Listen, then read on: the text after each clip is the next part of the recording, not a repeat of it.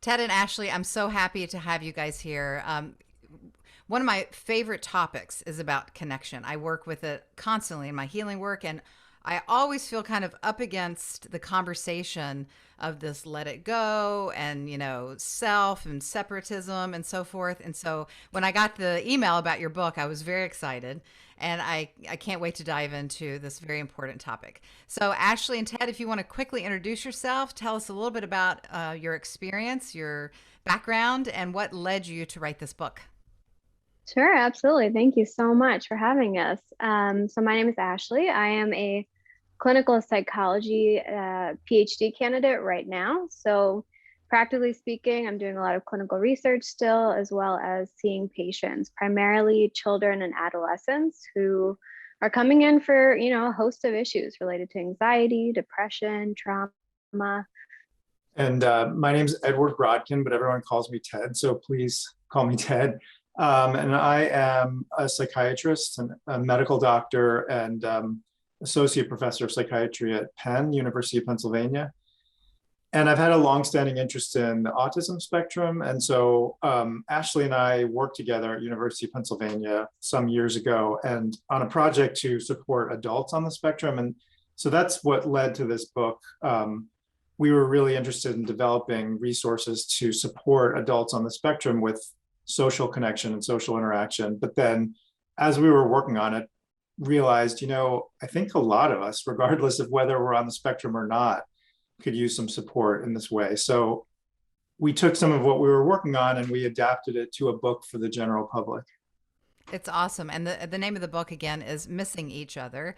And so when you started formulating the book, you have four different, I don't know if you want to call them pillars or you can describe it, that kind of encapsulate the essence of the book. Why don't you tell us what those four things are? And then I want to introduce through some of your text in the book about what one of them particularly that speaks to me is about. Sure. Yeah. So attunement, I think you'll have a great description from the text, but in general, we break it down into these four components called relaxed awareness, listening. Another part is understanding, and then mutual responsiveness. So all four pieces we break down sort of in discrete chapters throughout the book, but we think of them as all working together, dynamically in any sort of interaction or connection.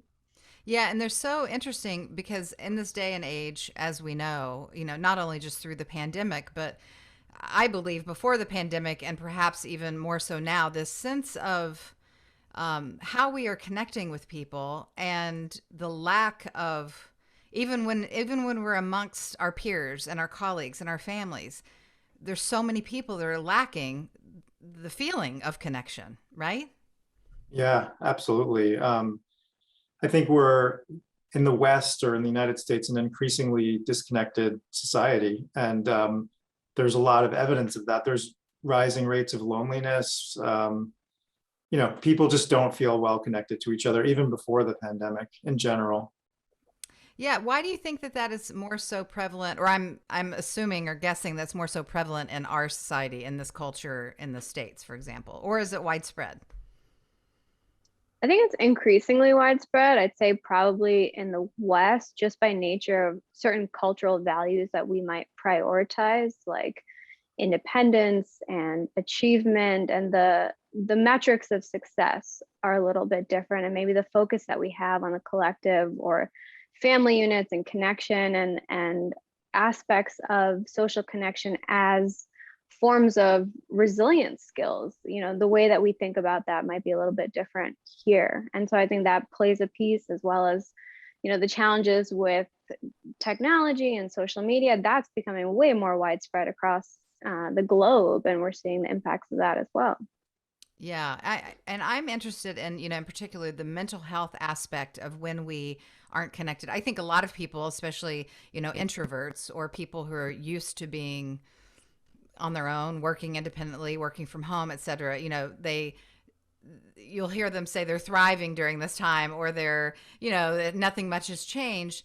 But the mental health component of being disconnected, either even just visually disconnected, the less we're going out of our homes, like that visual connection must be hugely important. And the ability to connect physically with people, whether it's a hug or a handshake, and you guys talk more in your book about, well, you blend a lot of different elements together about what connection is, but what do you see, Ted, in the mental health world of people who kind of chronically have a sense of just disconnection, loneliness, as you said, even when they're maybe a fine citizen of their community or the world? Well, I think there's variability among people in how much connection or what kind of connection they need. There are more introverted people, more extroverted, but I think we pretty much all of us need some kind of connection, even if it's with a smaller circle of people. Some people need a smaller number of people in their lives, but they need deeper connections with them. But when people feel isolated, kinds of negative mental health and physical consequences of that. I don't remember the number off the top of my head. Ashley may remember this better than I do, but there's been some medical research looking at the equivalency between, the risks of smoking a certain number of cigarettes per day versus real loneliness and isolation. And that the idea that loneliness and isolation can be as bad or worse for you than a certain number of cigarettes per day. Not to advocate smoking, but Right. you see what I'm saying, that it really can have major negative impacts to be really, really isolated. Yeah, I see in a lot of my clients, and I work more from the spiritual healing aspect, but also mindfulness and meditation, which I see a lot in your book as well. Just this idea of being present and being able to go within and have deeper relationships with yourself. Mhm. That people really struggle with. And even as you said, when we're not completely isolated, the feeling of isolation or loneliness. And that's what's really interesting to me, is like we can be amongst our family or a partner and yet still feel lonely, right? Yeah, absolutely. That is the true definition of loneliness. You can be surrounded by people, and it's not necessarily the quantity of connections that you have, but the quality, the ability to really feel seen and heard, even just by Mm. one person, dramatically impacts the levels of connection that you feel. Yeah, it's so fascinating. Well, I want to take just a minute to read a couple of paragraphs from the book here. It's the what attunement looks and feels like. I really resonate with the word attunement, and I love your description here. Attunement is the ability to be aware of your own state of mind and body while also tuning in and connecting to another person. It is the fundamental social skill and the foundation of human relationships, without which we are isolated from others and cut off from our own inner life. Attunement relies not only on spoken language, but also on the communication of feeling states through unspoken signals that we exchange, such as facial expressions, tone of voice, and body language. Reciprocal communication is a dance between attention and gesture that flows most effectively when people are in tune with one another. The nonverbal components of communication start to develop almost as soon as we are born, and they are nurtured in our interactions with our parents and caregivers. We continue to develop them over the course of a lifetime. In relationships and interactions of any depth, attunement plays an important role. This last piece here is what I think is so critical in understanding. Attunement helps us to feel aware of ourselves and connected to another person, and it helps that other person feel just as connected to us.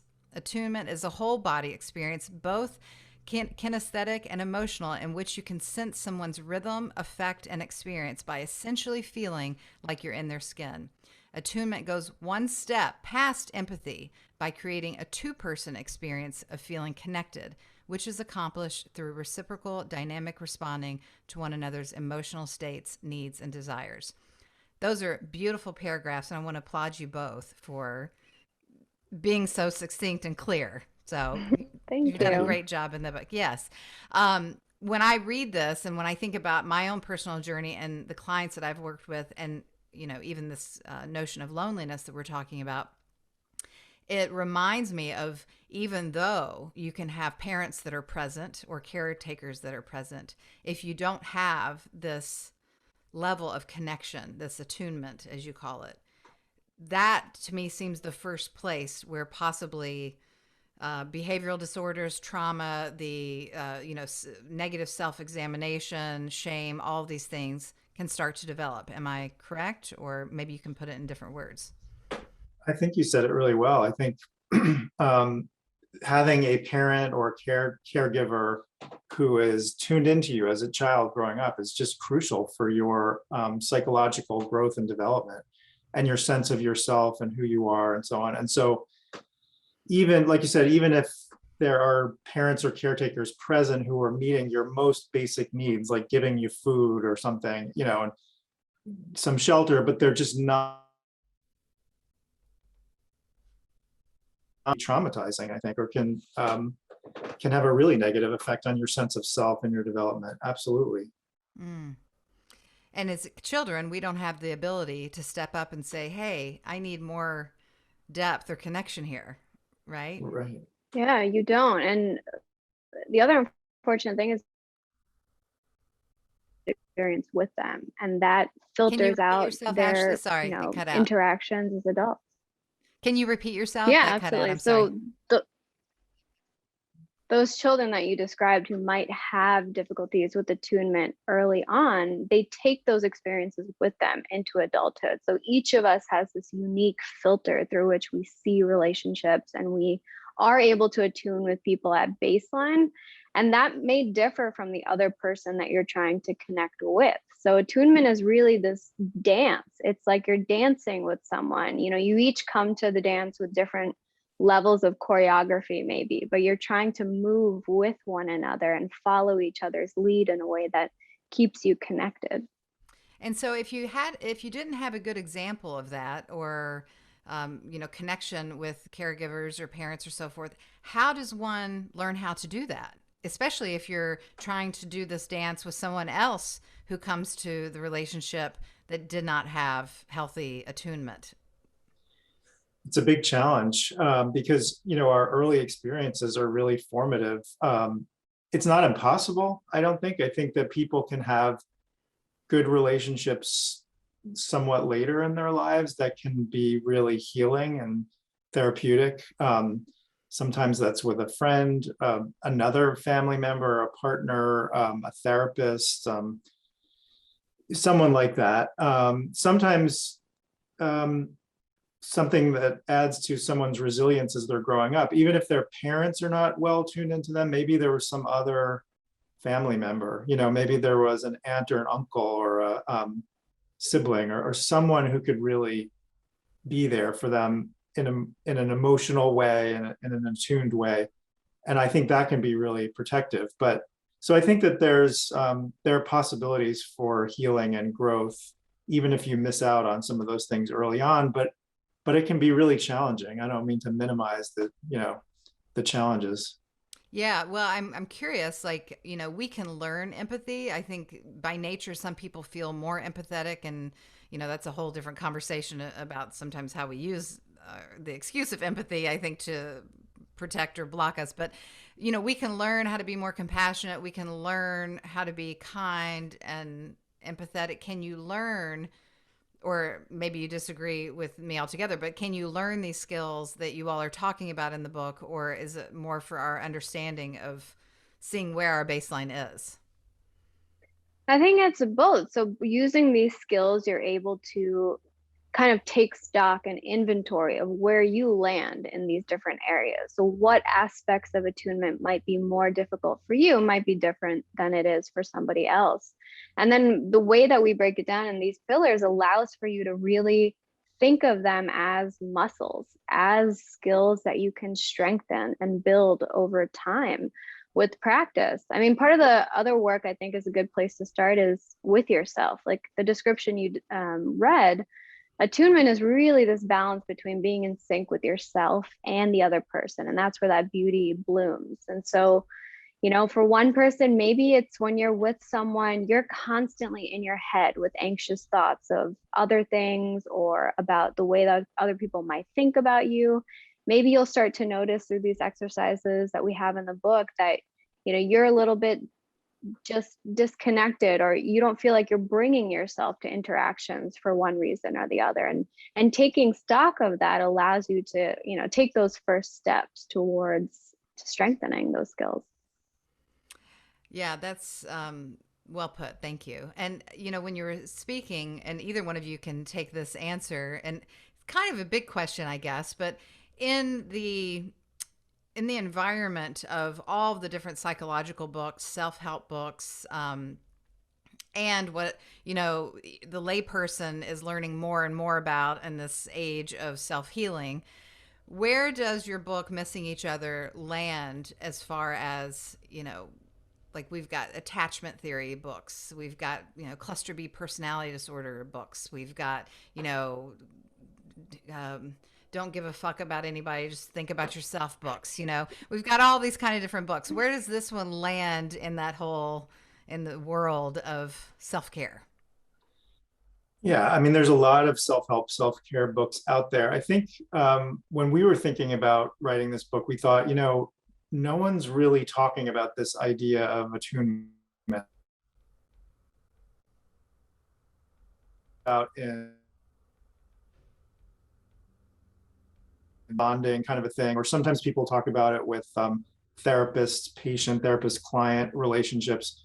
But beyond that, very few people, those are kind of specialized areas, and we didn't see people really talking about this. And so we thought it was an important thing to bring to the discussion about relationships and connection, and a little bit different, a little bit different from the mindfulness books that are out there, although there's some overlap for sure, and we include some mindfulness. A little bit different from attachment. I mean, we could get into any of these. Attunement is not quite the same thing as attachment. I think the way attachment is often defined is more of almost like a unidirectional thing in a sense. Not exactly, but it's sort of like if I'm attached to you, Leah, and then you leave the room or something, and then I become distressed and I'm looking. It's sometimes attachment can imply almost like dependency or need or something, but with attunement, we're talking about more of like a two-way reciprocal interaction, like a kind of a dance that Ashley was describing, that we think, like in that passage you read, is really the fundamental social skill. It's really critical. So we wanted to begin a discussion about this and give people some tools to develop it. Mm-hmm. And the other parts of the book, the resilience, I don't have them memorized. I'm sorry. You can repeat them for us. But, the way I may be a little biased because I read so many of these books and it's, in my world. So I would assume that a person using this for their own self-care, would be able to tap in really quickly and say, this is a process that I can use, or, this is something that's helping my direct relationships. Is it also a good book for people studying to be helpers or psychologists and so forth? I don't know where this information lands in that world of professionalism, I suppose. Like, I never really heard of the word attunement in this way. I use it myself, but I never really read it like this, and it was wonderful.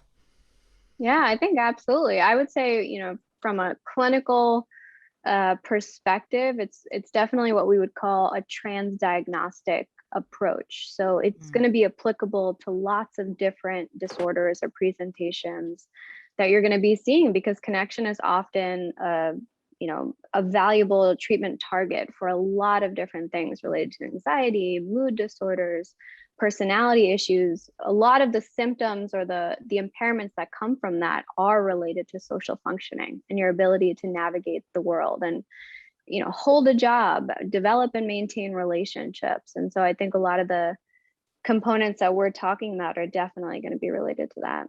Yeah. Well, and I think you answered this a little bit before when you said about the work is about half of this is the balance of connecting deeper to self. But for people who are challenged and have kind of a chronic sense of disconnection with their family or others' relationships and with themselves, as I said at the beginning, there's this kind of school of thought from a lot of gurus and self-help authors and so forth about the detachment and letting go and so forth.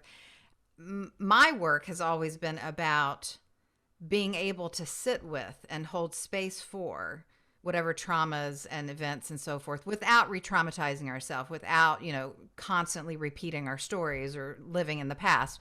But instead of detaching, that we are able to kind of keep ourselves whole. And is this theory, I guess what I want to say is the information in your book, does it also encourage that within a person with their own traumas or life experiences that have been very difficult, or those that we want to shun or run away from? Are these principles applied to that as well? Yeah, I think one of the things that we emphasize in the book is this idea of balance, so that we talk a lot about balancing an awareness of yourself with an awareness of the other person, balancing your own needs versus the other person's needs, and so on. So we try to avoid the extremes of like, you want to completely disconnect and dissociate from everything and just go into yourself and forget about everyone else, or versus the other extreme of like, just care about the other person and tune into them and forget about yourself. We really emphasize this idea of balance, and that and balance is not like a static point that you reach, like, okay, now I've achieved the perfect balance, because it's really a dynamic dance, like Ashley mentioned. So it's sort of maintaining that balance during this dance. We don't get deeply into addressing kind of trauma or clinical things in the book. It's a little bit more general than that, but I think some of the principles can be useful for trauma. Like, I don't know, Ashley, if you have other thoughts about it, but yeah, I think it's definitely in line with what Leah described, where you're, a lot of the first component, relaxed awareness. We talk a lot about mindfulness meditation approaches, and within a connection, within a single interaction, we're helping you practice the idea of being aware and non-judgmentally allowing space for whatever might be coming up in the presence of this person or group. And also being able to, in that moment, regulate yourself in a way that allows you to stay connected and stay in that moment. So I think absolutely, I feel like, just trying to let things go or, put them aside always just exacerbates them and makes them come back. Yeah, right. So I do love that balance between the two. It's funny, because I teach a lot about balance and meditation and just understanding the yin and yang of life, and, the positive, the negative. And I find, and not just with that topic, even with like foods and diets, balance is so necessary, but it's almost kind of boring. It's not sexy. It's not like this high, and it's not like this huge achievement. It doesn't feel like we're crashing. It's just, it's moderate, it's balanced, it's stable. And I think it's what all of us want, but maybe because of the society we live in, of all, constantly being fired in our brains, all the inputs and the shiny things and so forth, the resistance to balance I find it to be very large. I don't know if you all have had that same experience. It makes sense to people and they go, oh yeah, or wouldn't that be nice? But let me try it this harder way, or let me make it look like this, or I want it to feel like this, instead of, the natural kind of approach. Like I said, even with food, like, who wants to just eat moderately? We want to be on the keto diet. We want to be on the Atkins diet. We want to be on this, right? right. And I wonder what that is about us as creatures. Well, I think part of it is that balance takes time and it's not immediate. And we lean towards, I think, increasingly so, this idea of instant gratification, of wanting it now. And part of that might be the anxiety of being uncomfortable where we are and wanting an instant change, being able to be at that goal weight or at that goal space. But like you're saying, it's the healing process. That's one of the hardest things with clients and patients, is to validate that a slow burn, while not that exciting, is often the most sustainable method. What do you have to say about that, Ted? I agree. And I agree with what you were saying, Leah, too, that like, a story that's imbalanced, let's say, like, you don't need any fats or any carbohydrates, just eat protein. This is my new diet. That's more kind of headline grabbing. Like people are like, wow, that's cool. I'll just eat proteins. But the reality is, like, we know that's not really going to be good for you. But there is something headline grabbing about that and cool and sexy and whatever. But I think the reality is, like, balance is what gives us life, right? Like balance is what, if you look at our physiology, like we're exquisitely balanced, and that's what keeps us healthy. And when we fall out of balance, that's a major problem. Or like, Yeah. balance is actually a lot cooler and sexier than it may seem. So I think if people get into it a little bit and sort of open their minds to it, I think they'll come to appreciate it, how cool it is. Yeah, I agree, and I think it's a beautiful state, and it does. It takes a lot of effort, like you're saying, physically. Anything takes a lot of effort. But I try to remind people, we're not just seeking everything to be rosy and sunshine all the time. That's not possible, and we're just setting ourselves up for failure. And we also don't want to stay in the dark and in the suffering all the time either. I mean, all of life is about balance, but there's what I call it addiction to emotional pain or emotional, experience. I think we get into that a lot, but that's why I love your all's book so much. It's just smart, and it's easy to read. It's very well written, and it's good information, especially in my estimation, for people who have that kind of underlying feeling of, well, I have friends and I have a job or I have neighbors, but yet I still feel like I'm missing something, or I still don't feel really there, and Yeah. it goes beyond just meditating and being present and being by yourself, all the time. It goes beyond that. So I'm really appreciative of that. Thank you so much. I really appreciate that. And I think a lot of people do feel that way, probably, out there.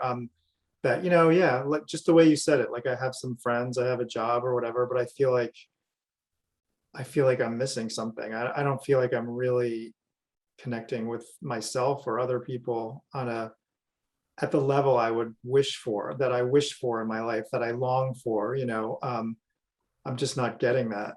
So yeah. Yeah. Well, we're missing each other, as the name so aptly suggests. We're missing each other. And I think it's true. Before we get off of here, and I want to ask a personal question, because as people who work in the industry all the time, and in particular with psychology and mental health field, how are you personally staying sane and staying balanced? Because I know you're just humans, and I know you have your struggles, and you have, we all have our issues. So what are some of your practices through this pandemic time and beyond to stay balanced that you really gravitate to? I know you have the principles in the book, but well, on top of the principles from the book, I'd say one of the biggest things I've been trying to maintain is movement.